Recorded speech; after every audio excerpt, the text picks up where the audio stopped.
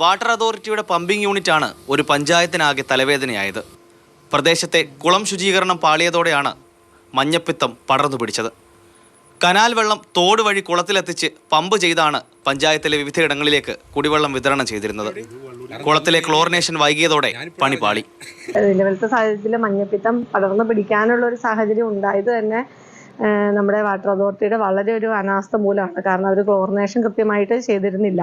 പക്ഷെ നമ്മളത് കൃത്യമായിട്ട് കണ്ടുപിടിച്ചു. അതോടൊപ്പം തന്നെ ഞങ്ങൾ കഴിഞ്ഞ ദിവസം നമ്മുടെ ഇവിടുത്തെ ടാങ്ക്, അതായത് വക്കോളുള്ള ടാങ്ക് പോയി കണ്ട് അതിനകത്ത് അത് ക്ലീൻ ചെയ്യാനായിട്ട് അടിയന്തരമായിട്ട് ക്ലീൻ ചെയ്യാൻ പറഞ്ഞ് ക്ലീൻ ചെയ്യിപ്പിച്ചിട്ടുണ്ട്. 5 വാർഡുകളിലായി 51 പേർക്ക് മഞ്ഞപ്പിത്തം ബാധിച്ചിട്ടുണ്ടെന്നാണ് ആരോഗ്യവകുപ്പിന്റെ കണക്ക്. എന്നാൽ അതിന്റെ ഇരട്ടിയിലധികം പേർക്ക് രോഗബാധയുണ്ടെന്ന് നാട്ടുകാർ പരാതിപ്പെടുന്നു. കരളിനെ ശരിക്കും ബാധിച്ചാണ്. കരൾ മാറ്റിവെക്കണം. അതിന് 35 ലക്ഷം രൂപ ചികിത്സയ്ക്കാവുമെന്നാണ് പറഞ്ഞത്. നിലവിൽ വാട്ടർ അതോറിറ്റിയുടെ പമ്പിംഗ് യൂണിറ്റുകളിലെല്ലാം ശുചീകരണം പൂർത്തിയാക്കിയിട്ടുണ്ട്. കൂടുതൽ പേരിലേക്ക് രോഗം പടരാതിരിക്കാൻ ആരോഗ്യവകുപ്പ് ജാഗ്രതാ നിർദ്ദേശം നൽകിയിട്ടുണ്ട്. മാതൃഭൂമി ന്യൂസ്, കൊച്ചി.